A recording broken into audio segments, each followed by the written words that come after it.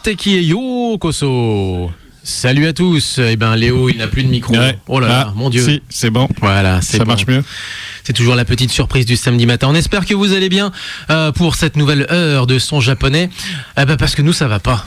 Ouais. Eh ouais, bon, déjà les micros, voilà, on se demandait un petit peu. Ça marche pas trop, voilà. ouais.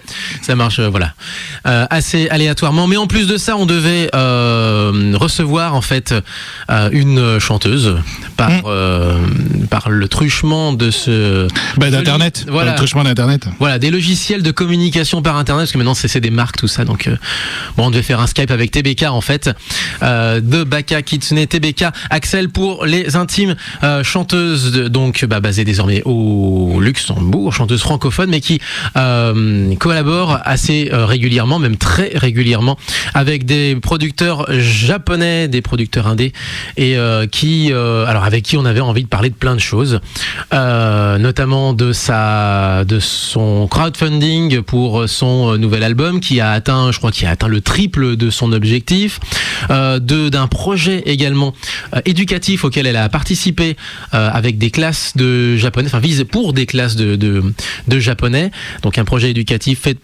avec donc en collaboration avec des Japonais pour le système éducatif japonais. On voulait parler aussi notamment d'Alice, c'est une des mamans de Alice également, ouais. Parler de sa carrière également avant la sortie de ses albums. On avait déjà passé plusieurs fois des extraits de son premier album Polymorphose qu'elle nous avait déjà présenté en 2017 d'ailleurs. Elle était passée il y a 2 ans déjà à distance, ouais. Et le souci c'est que tout le quartier à Radio Canu a une panne d'internet. Voilà. Tout le quartier qui est relié au même opérateur. Voilà. Parce que j'imagine que ceux qui sont voisins, qui se disent mais qu'est-ce que c'est que ces histoires ? Non, j'ai pas du tout de soucis. Mon internet fonctionne très bien. Hein, voilà quoi. Non, mais c'est un connecteur pour vulgariser. Voilà. Il y a un appareil qui relie plein de gens et celui-là il marche pas. Et ça marche pas, et surtout comme on est dans un vieux bâtiment, on n'a même pas. Non, mais en plus comme c'est tout en pierre, c'est vraiment c'est un joli bâtiment justement, immeuble de Canu lyonnais pour ceux qui connaissent un petit peu le quartier. On est en bas des pentes de la Croix-Rousse. C'est très beau, mais le prix à payer, si j'ose dire, c'est qu'il n'y a pas de réseau, même en 3G, si j'ose dire. Donc on peut même pas récupérer un peu de connexion, de réseau d'une manière ou d'une autre. Ouais. Donc voilà, on fait une grosse intro pour vous expliquer un peu tout ça. On devait avoir une invitée, mais donc les lois d'internet sont que quand il y a 2 fils déconnectés, ça marche pas. Voilà, c'est simplement ça, c'est aussi simple que ça. Et donc on s'en excuse évidemment, on s'en excuse vis-à-vis de vous puisqu'on avait préparé toute l'émission et tout, et on s'en excuse bien entendu vis-à-vis de TBK. On lui fait un gros bisou et on va essayer de reprendre un rendez-vous pour un petit peu plus tard. C'est dommage parce que justement ça coïncidait avec la toute fin, c'était le dernier jour hier jusqu'à minuit pour précommander son 2e album. Bon, il restera ensuite à l'acheter soit dans les bacs, soit à Japan Expo, puisqu'elle sera aussi sur scène à Japan Expo avec une autre chanteuse qui s'appelle Ame. On vous en dira un peu plus ces prochains temps. Du coup, puisqu'on en parle, puisqu'on ne fait qu'en parler justement de cette jolie chanteuse, justement, on va passer un extrait malgré tout. On avait quand même prévu une petite playlist avec notamment alors des chansons à elle, mais des chansons aussi de groupes qu'elle aime bien. On en avait discuté un petit peu. Elle m'a dit qu'elle aimait bien ceci, cela. Donc du coup, on va quand même faire une petite playlist. Et je vous parlerai juste après. Je vous parlerai de la chanson d'ouverture. On va garder le suspense pour ceux qui ne connaissent pas encore cette chanson, pour ceux qui ne connaissent pas encore ce groupe et pour ceux qui ne connaissent pas encore l'animé dont c'est tiré. Mais on a beaucoup trop parlé, donc c'est parti pour déjà une première chanson TBK avec elle nous a transmis en fait 3 extraits de ce qui sera son 2e album. Moi je propose Reverse en premier, chanson donc en japonais, sur Muteki 0478 39 18 15 pour nous appeler. Et mutekiradio.fr, bien sûr sur Facebook, Muteki Radio. On est partout sur Facebook, sur Twitter, et c'est parti.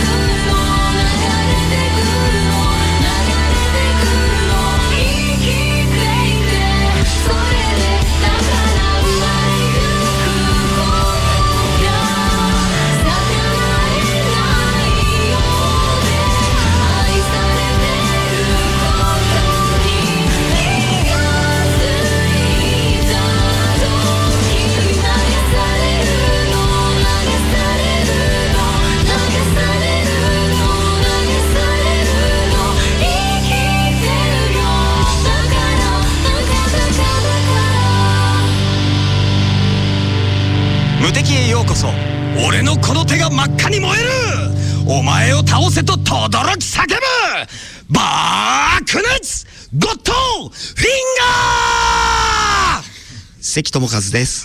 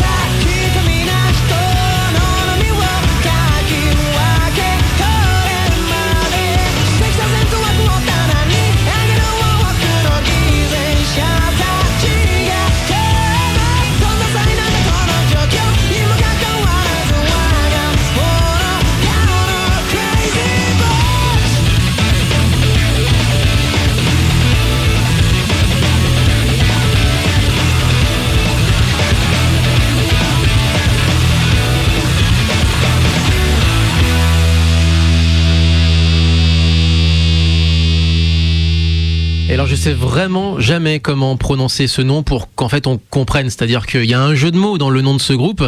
Moi je dis toujours One O'Clock, mais quand les gens disent ça, One O'Clock c'est quoi? Je dis One Ok Rock. Ah ouais, One Ok Rock. One Ok Rock, ouais. Sauf qu'il y a un jeu de mots. Bah il y a oui. un jeu de mots, One Oku Roku, ce qui fait qu'en fait ça fait One O'Clock En japonais. prononcé à Quand la tu prononces à la japonaise. Mais c'est vrai que nous en France on a chopé le tic. En anglais. Voilà, de le dire One Ok Rock. C'est vrai que ça sonne pas mal en soi, mais Oui, ça a pas de signification, alors que du coup les mecs se sont One Ok Rock. cassé le derrière, En fait, si ça j'ose fait dire, One Ok pour, Rock. voilà. One Ok Rock. Ça fait ça. Wanokulok, exactement. Crazy Botch, alors je suis allé la chercher loin celle-ci. Album Beam of Light qui date de 2008. Donc la grande époque où justement Wanokulok passait sur No Life. D'ailleurs c'était Caroline de No Life qui avait justement essayé de dire, mais j'ai essayé de prêcher dans le désert déjà à l'époque. C'est ça. Pour expliquer aux gens que ça se prononce pas Wanokulok, mais rien n'y fait, n'y fait. Encore aujourd'hui, j'entends Wanokulok et bah c'est comme ça, je veux dire après Vox Populi, c'est ça. Vox Dei. C'est ça. Tu sais très bien comment ça se passe. Juste avant, un extrait, du coup, de ce qu'on aurait dû passer pour illustrer l'interview à l'antenne de TBK, la chanson. Une chanson donc du Reverse, coup, voilà, Reverse du futur album qui va sortir. Alors, du deuxième album, pardon. Voilà, du deuxième album Reverse. Et j'allais dire autre chose parce que du coup, la chanson avec laquelle nous avons entamé cette émission, c'est un groupe qu'on n'avait encore jamais passé à l'antenne. La toute première chanson là de cette émission, eh bien c'était Rookies is Punked, mais ça aussi c'est compliqué à prononcer. Rookies Punked. C'est Rookies is Punked, voilà. Oui. Rookies is Punked. La chanson c'est Reclimb, tu vois la confusion après okay. Dans la mémoire. D'accord. Reclimb, pourquoi ? Parce que c'est l'opening, le tout premier opening de la série Yowamushi Pedaru. Yowamushi Pedaru, ça raconte quoi ? C'est un shonen qui parle de cyclisme, de vélo. C'est le shonen du vélo, c'est-à-dire les mecs ils sont trop forts. Oui, c'est le neketsu. Enfin, neketsu, du vélo. Du vélo. Et ça a été un succès formidable, adapté d'ailleurs en comédie musicale entre autres. Et je sais pas s'il y a pas eu. Si, c'était à Japan Expo l'année dernière justement. Il y a eu 2 comédiens de cette comédie musicale Yowamushi Pedaru qui sont venus faire un petit tour du côté de Villepinte. Exactement. Pourquoi on parle de ça ? Pourquoi je sors pourquoi tu sors ce truc ? Parce que demain débute le Tour du Japon. C'est improbable. C'est vraiment pour ça, quoi. C'est génial. Vous imaginez, il a fait ça pour ça.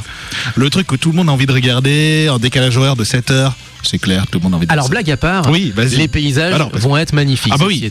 C'est le paysage. Alors, il y a un Japon, live streaming qui existe. Il faut aller sur le site. Je me suis quand même renseigné un minimum avant. Je me suis dit, est-ce qu'il propose quelque chose de sympa ? Parce que parce que tu perdras pas de la nuit. Je suis allé voir des fois quelques sites officiels, simplement comme ça, sous l'angle de la communication, voilà, comme ça. Ouais. Je suis allé voir, mais qu'est-ce que ça donne au niveau promotion de l'événement ? Et j'étais des fois complètement bluffé par des tout petits événements, que ce soit du cyclisme ou ailleurs. Où en fait les mecs ils mettent les bouchées doubles pour promouvoir leur événement, ils y croient à mort. Et je me suis dit tiens, le Japon ils en sont où ? Et le Japon propose visiblement un live streaming de ses courses. Alors c'est pas tellement pour suivre les exploits d'un tel ou un tel, hein. Non. Mais par contre pour les paysages, parce que ça va se passer dans le Kansai. Alors l'essentiel de la course va se passer dans le Kansai, pas que. Les 2 dernières étapes, il y a 6 étapes. Les 2 dernières étapes vont se passer en direction de Tokyo. Je crois que la 5e est en direction de Tokyo et ensuite il y a une dernière étape dans le Kanto. Mais globalement les 2 tiers de la route c'est le Kansai et les paysages. Mon Dieu, les paysages du Kansai, ça vaut le coup.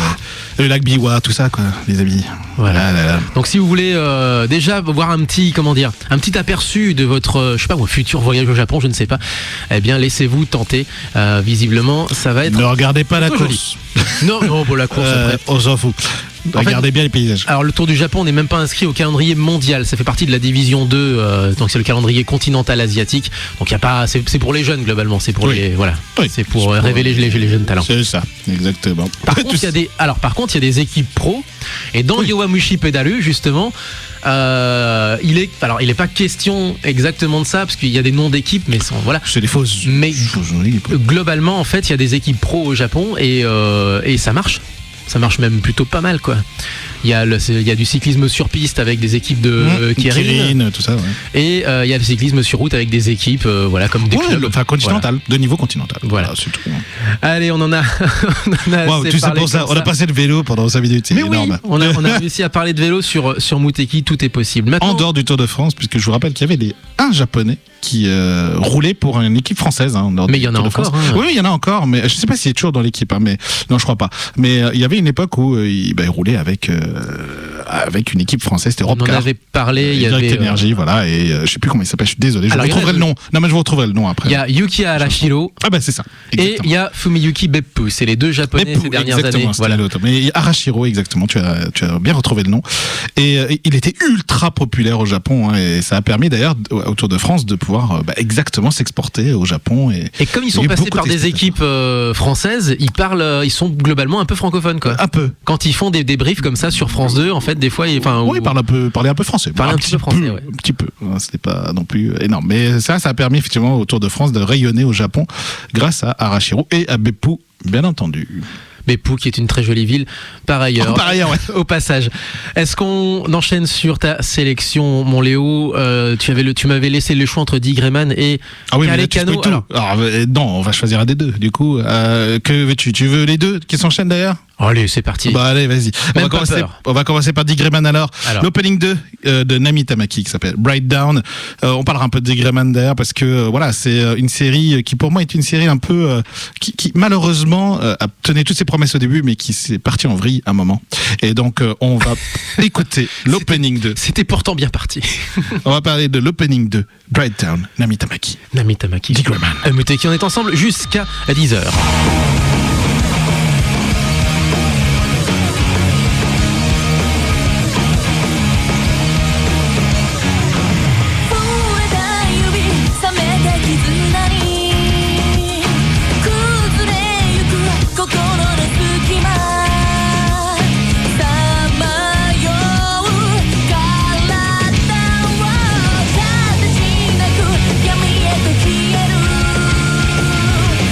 色あせた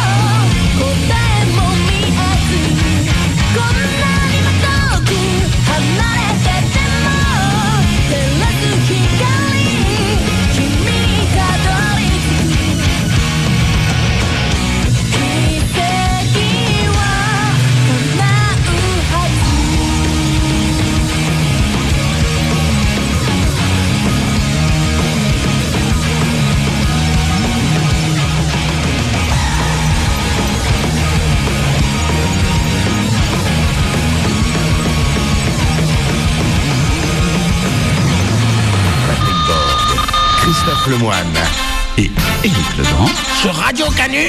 Montiki 102.fm. Kamehameha. Ça n'a rien à voir avec la choucroute.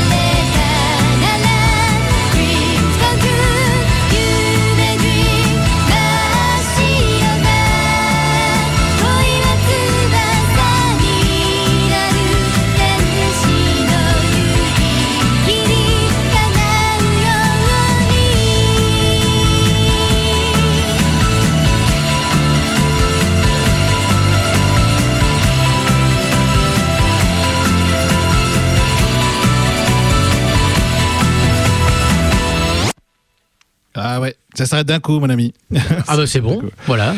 Je prends la balle au bon, si j'ose dire. Exactement. Avec donc une série qui s'appelle en français Entre elle et lui. Ouais, c'est exactement. Kareshi Kanojo no Jijo, l'opening 1, d'ailleurs c'est le seul opening pour que je dis opening 1, de Mai Fukuda, Tenshi no Yubikiri. Il faut savoir que d'ailleurs, Kare Kano, parce qu'on l'abrège comme ça, c'est plus court. Les Japonais adorent les mots valises. Exactement, tout le temps. Et donc cette série en fait fait suite, c'est une série animée qui faisait suite au légendaire Evangelion, donc par le studio Gainax. Et c'est très drôle de voir l'opening, le générique en vidéo, parce qu'en fait il y a vraiment des pans du générique de Kare Kano qui sont exactement copiés de pans du générique d'Evangelion. C'est vraiment assez impressionnant. Bon, probablement dû au fait que Kare Kano, je crois, a été produit vraiment juste après. C'était très peu de temps après Evangelion. Donc peut-être probablement soit pour faire écho, soit pour faire hommage à Evangelion. Sans doute hommage, et aussi parce que c'était un cut de générique qui était qui est devenu iconique. Oui, bien sûr. Avec des changements de plan. Avec des changements de plan, tu sais, très resserrés pendant une petite partie de la chanson pour relancer le. Voilà. Ouais. Bon, il n'y a pas la même chose dans mais c'est presque un cas très scolaire finalement. Ceux qui ont vu la série Kare Kano à l'époque se souviennent d'un épisode où il y a un hommage explicite à Evangelion et tout le monde a fait et voilà. Et donc juste avant c'était Dick Grayman, l'opening de Bright Down de Nami Tamaki.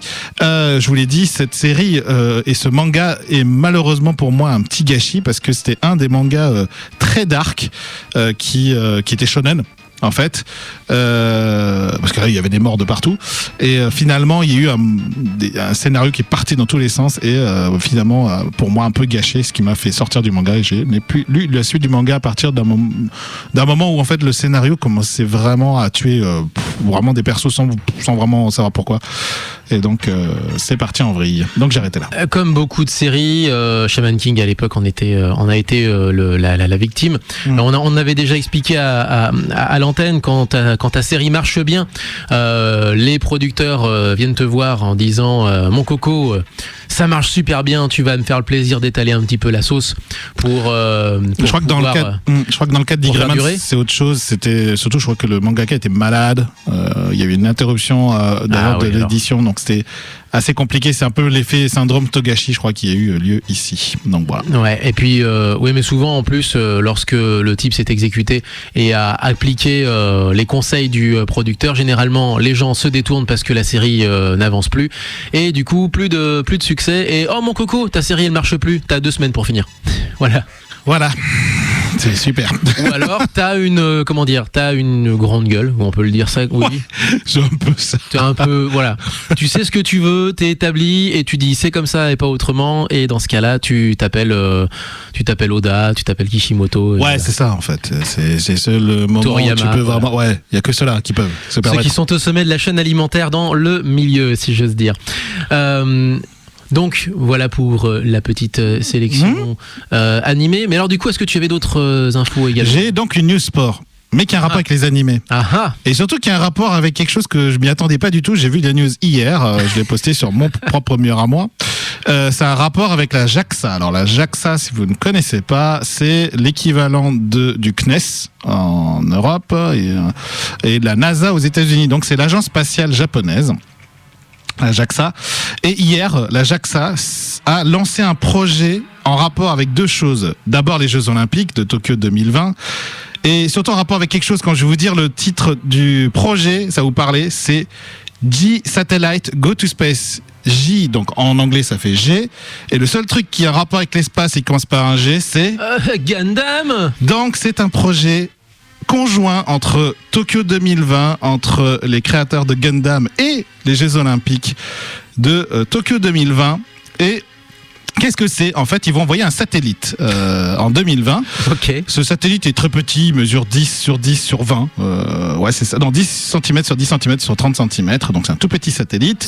C'est moins qu'un ballon de foot. C'est moins qu'un ballon de foot. Et donc, ce satellite va être envoyé par l'agence spatiale japonaise. Mais il n'ira pas seul. Parce que ce satellite, en fait, a pour objectif d'être déployé dans l'espace de récolter des informations, de diffuser sur le satellite, comme les satellites dans les animés, des panneaux LED dessus avec des infos qui passent sur les breaking news des Jeux Olympiques. Et bien sûr d'envoyer des informations sur un autre panneau qui sera dans les Jeux Olympiques, qui va donner un peu l'état de l'espace, des trucs, des informations de l'espace interstellaire. Mais ça suffit sur un pas panneau déjà la caméra embarquée dans la station spatiale internationale. Et donc il y aura une caméra aussi, puisqu'il va bien sûr projeter va capturer des images de la Terre. Et un live sur YouTube, les réseaux sociaux, etc. Non, j'imagine. Bien sûr, bien sûr, totalement en rapport avec ça. Mais surtout, pourquoi s'appelle Gundam? Parce que G-Project, parce que finalement, G-Satellite, parce que finalement on se dit, mais où est le rapport avec Gundam? Alors non, il ne peindra pas un Gundam dessus, non, il n'y aura pas du rouge comme les Aku. Ah, ça va ressembler à la petite boule en robot là. Non, pas du tout. Déjà. Non, pas du tout. C'est pas du tout ça le projet. Ah, j'ai perdu son nom. Non, le projet, c'est dans la charge utile. Donc quand on envoie une fusée, il y a une charge utile, donc il y a le satellite qui est la charge utile.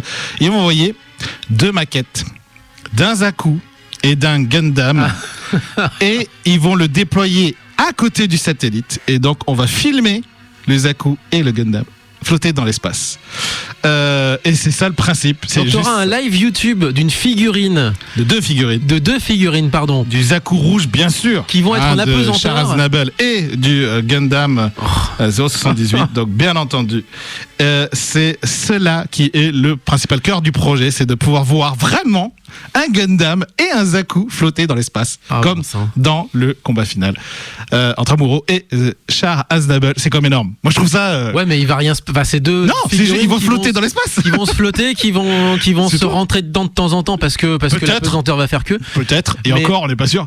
Mais voilà, c'est juste pour le plaisir d'avoir mis un Gundam et un Zaku filmés en live par le satellite. J'espère qu'après il est prévu de la ramener sur Terre et que ça se désintègre dans l'atmosphère, non? Non, ils vont rester de là-haut là. Parce que le souci, c'est que ça va encore ajouter à tous les débris qui sont autour de la Terre.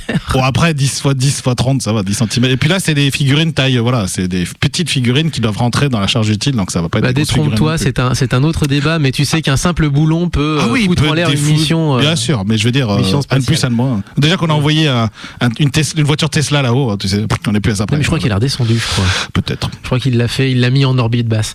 Mais bref, j'espère en tout cas pour lui, parce que sinon, t'imagines une sortie dans l'espace. Tu vois, je conduis une Tesla, elle est là. T'as le spationaute en train de réparer son truc, il fait son affaire pépère, tranquillou, il est à l'extérieur, et puis il voit débarquer une bagnole sur lui. Qu'est-ce que c'est? Non. C'est quoi ce bordel? Non. Donc c'était le news what the fuck en rapport quand même avec les JO et avec. Enfin, c'est quand même hallucinant. Hein. J'avoue. C'est quand même assez hallucinant. Je vous mettrai ça bien sûr sur sa page Muteki, l'article original avec la photo, le poster quoi.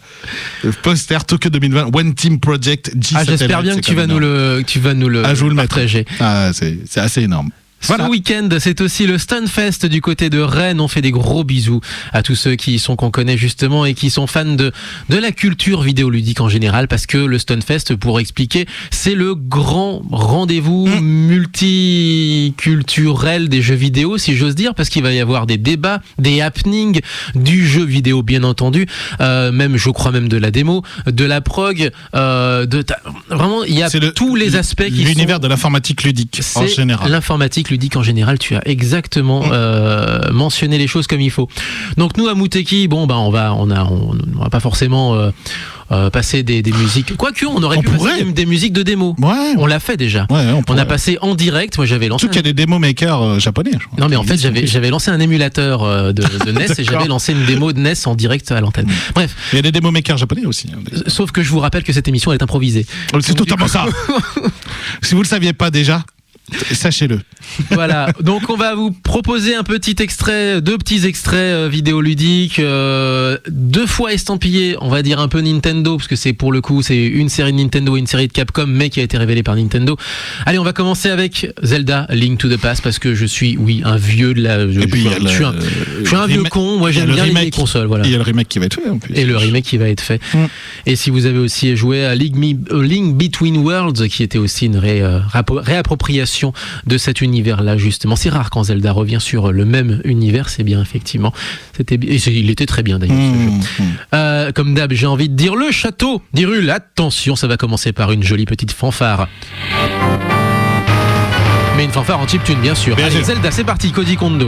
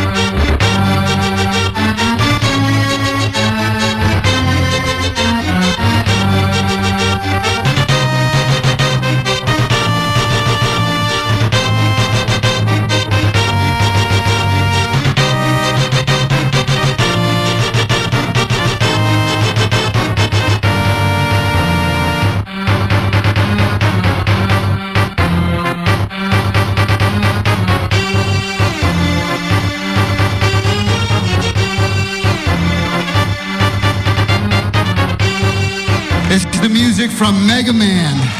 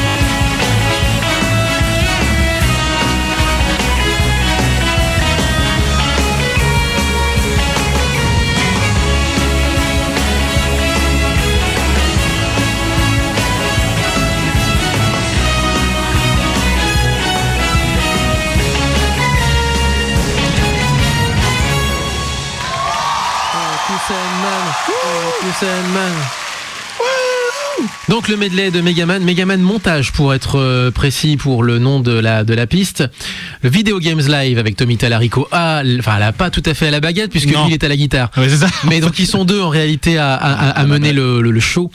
mais Tommy Tallarico qui en est donc le promoteur numéro 1, en tout cas le chauffeur d'ambiance, le chauffeur sur scène et surtout je pense à l'origine du projet d'ailleurs il me semble. Ah oui, complètement. Et pour la captation live de cet album-là, c'était le Louisiana Philharmonic Orchestra, je crois qu'il les avait accompagnés cette année-là. Je sais pas si c'est les mêmes orchestres tous les ans. Des fois ils gardent une ou deux ans quoi, tu vois, et puis ça change, ouais, effectivement. Et après il le change ensuite. Juste avant c'était Koji Kondo bien entendu, lui par contre à la baguette et surtout au synthé puisque oui c'est ça en fait, chiptuné. Avec donc la BO de Zelda 3, moi je dis toujours Zelda 3. Ouais, d'accord. Link to the Past maintenant.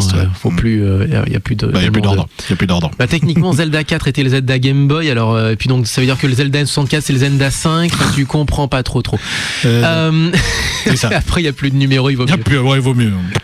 La série est partie très très loin. On discutait d'ailleurs hors antenne effectivement de jeux vidéo par rapport notamment au Stunfest et par rapport au fait que fin mai début juin régulièrement il y a l'E3, le fameux salon qui se déroule à Los Angeles. Moi j'y suis allé personnellement en tant que journaliste à l'époque en 2012 et c'est vrai que maintenant c'est devenu un événement public, c'est devenu globalement Disneyland. Il y a beaucoup en fait plus de public, d'influenceurs. C'est un événement désormais plus de communication que de véritable présentation de l'état de l'art et de montrer à quel point le jeu vidéo peut faire rêver. Non, il faut vendre.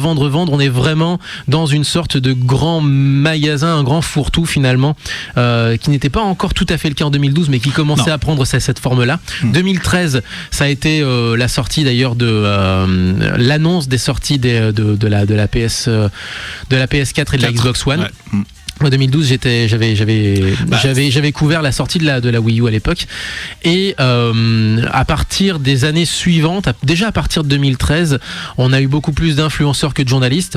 Donc c'est-à-dire que ça devenait plus un événement finalement de communication qu'un événement professionnel en tant que tel. Le vrai salon pro maintenant devient le CES en réalité, en tout cas pour l'Amérique. Et pour nous, je trouve que ça valorise en fait paradoxalement des initiatives comme le Stunfest, qui pour moi montre vraiment l'état de l'art, c'est-à-dire pose le débat sur c'est quoi l'informatique ludique, l'univers du jeu vidéo, le rétro gaming, la programmation, le futur également, le marché, voilà, parce qu'il y a des discussions aussi sur le business également. Oui, la direction artistique. Par exemple, moi j'avais une réflexion autour de est-ce qu'un bon jeu vidéo doit devenir un jeu vidéo réaliste, tu vois, graphiquement. Est-ce que la seule voie de la progression du jeu vidéo, c'est de devenir de plus en plus réaliste. Et il y a des jeux qui vont à contre-courant de ça. Mais tout de même, c'est la course au réalisme. Là, je vois encore les derniers jeux, je crois que ça s'appelle Plague, qui est sorti récemment. Enfin, le réalisme est hallucinant. Là, ça commence à devenir un peu flippant, d'ailleurs. Et est-ce que ce sera la voie et l'avenir du jeu vidéo? Moi, je connaissais Plague Inc, qui était une appli où tu, oui, tout à fait. Où tu essayais de tuer tout le monde. C'est ça. C'est joyeux comme oui, totalement, c'est super joyeux. Non, vous créez un virus en fait. Et en fait, c'est pas tellement vous tuez tout le monde. D'ailleurs, vous n'êtes pas obligé de tuer. D'ailleurs, vous êtes obligé de contaminer en réalité. Et mais vous pouvez appeler votre virus comme vous voulez. Donc, tu peux appeler ton virus.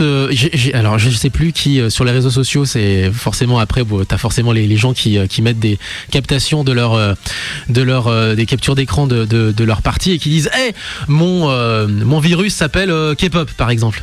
Ou mon virus s'appelle oui, tic-tac ou n'importe quoi. Ouais, n'importe quoi, oui, tout à fait. Donc la K-pop s'est étendue à travers le monde. Il y avait les Korea Days le week-end dernier d'ailleurs. Tu peux faire des super jeux de mots en fait avec ça. Oui, mais justement ça qui est génial.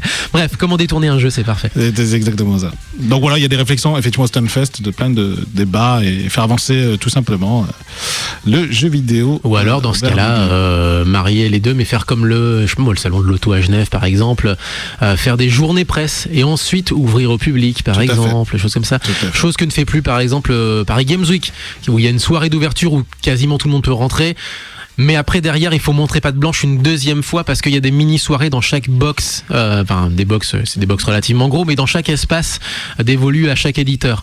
Donc en fait il y a des mini soirées au sein même de la soirée, donc tu peux très bien avoir ton entrée, être tout fier et dire j'ai mon entrée pour la soirée d'ouverture, etc. Je suis trop un VIP. Et en fait juste tu vas te promener dans les différents dans les différents couloirs, essayer un ou deux jeux et encore s'il n'y a pas trop de monde et tu pourras pas participer vraiment à la fête parce que la vraie fête se fait, si j'ose dire, behind closed doors. Voilà, exactement. C'est ça. Exactement. Alors, il est quoi 57, il est temps de rendre l'antenne. Il est temps de rendre l'antenne, mec. Voilà, on parle, tout ça, effectivement. On va se quitter avec une autre sélection de TBK dont on s'excuse encore une fois de ne pas avoir pu avoir le réseau internet nécessaire pour pouvoir passer un appel et pouvoir nous entretenir avec elle. Donc on a un peu improvisé cette émission avec 2-3 choses qu'on avait de toute façon prévu de dire. Mais dont voilà, effectivement le cœur de l'émission malheureusement ne peut pas être présent pour cause de panne d'internet. Mais alors dans tout le quartier, visiblement tout le pâté de maison autour de la place Satonnet à Lyon, dans le premier, a une panne de cet opérateur-là. Donc la sélection, en l'occurrence, c'est une chanteuse indé que j'aime bien, moi, et qu'elle aime bien visiblement elle aussi. J'ai dit, oh c'est cool, tiens tu connais elle aussi, etc. etc. Elle s'appelle Majiko. C'est une chanteuse indé que j'ai découvert complètement par hasard, grâce aux petites idoles lyonnaises de Amaitsuki. Et oui. Tiens. Donc on leur fait un gros bisou également au passage aux petites idoles lyonnaises. Et il se trouve que Amaitsuki du coup est disponible en vue sur YouTube, leurs clips sont tout à fait consultables. Et l'un de leurs clips, moi je l'aime bien, elles sont pas au complet, c'est juste un duo qui reprend une chanson Walau mannequin. Voilà, c'était ça, le mannequin riant. Walau mannequin. Mannequin souriant. Voilà, mannequin souriant. Et c'était une reprise déjà de base, donc d'une chanson, il me semble, de Majiko, ou alors c'est l'inverse, c'est Majiko qui a repris une chanson de base. Mais bref, c'était une chanson en fait qui a été créée par une artiste indé. Donc c'est pas du tout c'est pas une reprise de quelqu'un qui serait établi, qui aurait sorti 3 albums, etc., etc. C'est des gens qui sont indés, qui se reprennent des chansons entre eux finalement. Et je trouve ça. Non, mais je trouvais ça sympa. D'accord. Et les petites de Amaitsuki justement se sont retrouvées face à face avec cette chanson et ont créé une chorégraphie à partir de ça et que je trouvais très bien, que j'avais passé à l'antenne. Et Majiko, il se trouve qu'elle a pas sorti que ça. On a passé aussi un extrait de l'album qu'elle avait sorti en cours d'année dernière. Et il se trouve que TBK nous a proposé une chanson qui était sortie en 2015. Kokoro Nashi, qui a été donc enregistré en live en fait. Donc du coup vous avez le clip en fait de l'enregistrement en live et j'imagine qu'il doit y avoir aussi un rendu sur CD, mais du coup c'est la captation en live qui a été filmée et qui donc s'est retrouvée sur le web. Donc on se quitte avec cette jolie petite chanson et donc on se retrouve la semaine prochaine en espérant ce coup-ci que il y a un petit peu plus d'internet. C'est ça. Exactement. Allez, on va se quitter avec ça. Majiko, Kokoro Nashi, portez-vous bien, vive le son japonais. Allez, ciao ciao. Ja matane mata laishu. すべて投げ捨てられたら笑って生きることが楽になるのまた胸が痛くなるからもう何も言わないでよ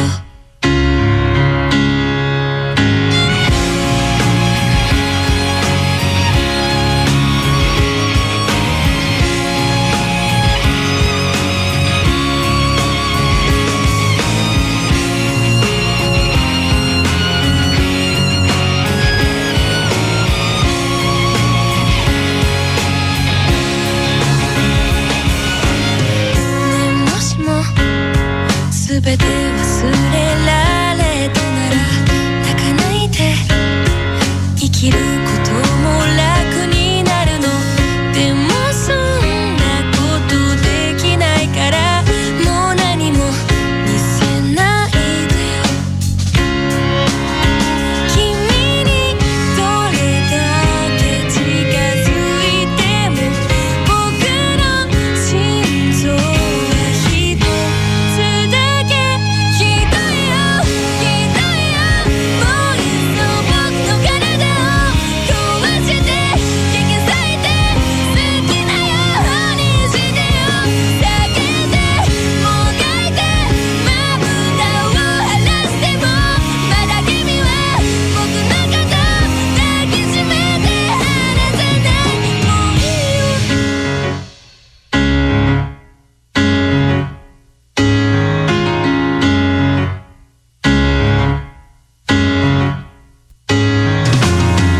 ねもしも僕の願いが叶うなら君と同じものが欲